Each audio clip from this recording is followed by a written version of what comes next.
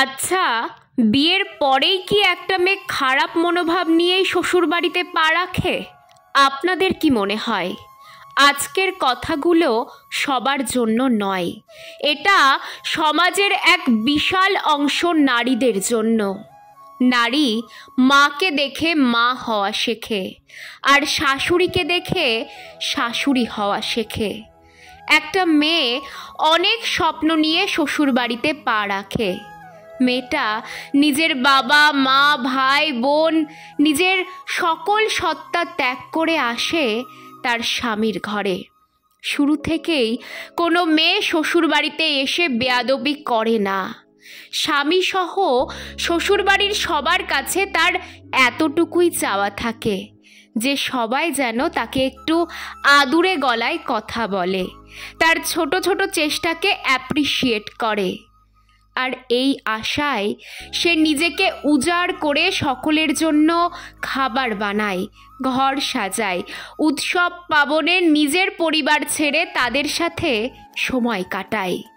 একটা সময় তাদেরকে বংশধর দিতে নিজের জীবন বাজি রাখে।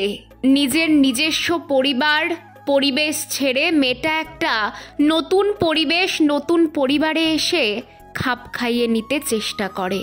কিন্তু ছেলের পরিবার মেয়েটার এই চেষ্টাকে মূল্য দিতে জানে না।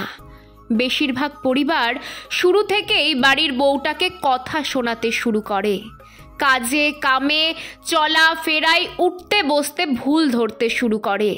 কিছু হলেই মেয়েটার বাড়ির লোক তুলে কথা শোনায়, অসম্মান করে। 1 দিন 2 দিন 3 দিন, তারপর মেয়েটা ভাবে হয়তো তারই ভুল। কিন্তু ধীরে ধীরে মেয়েটাও বুঝে যায় আসলে তার ভুল থাকুক বা না থাকুক, তাকে দাবিয়ে রাখার এটা একটা কৌশল। একটা সময় এই কৌশল মেয়েটাও শিখে যায়। সে তার সকল চেষ্টা শেষ করে দেয়, শুরু করে প্রতিদ্বন্দ্বিতা। নীরবে আর কতই সহ্য করবে, শুরু করে প্রতি উত্তর।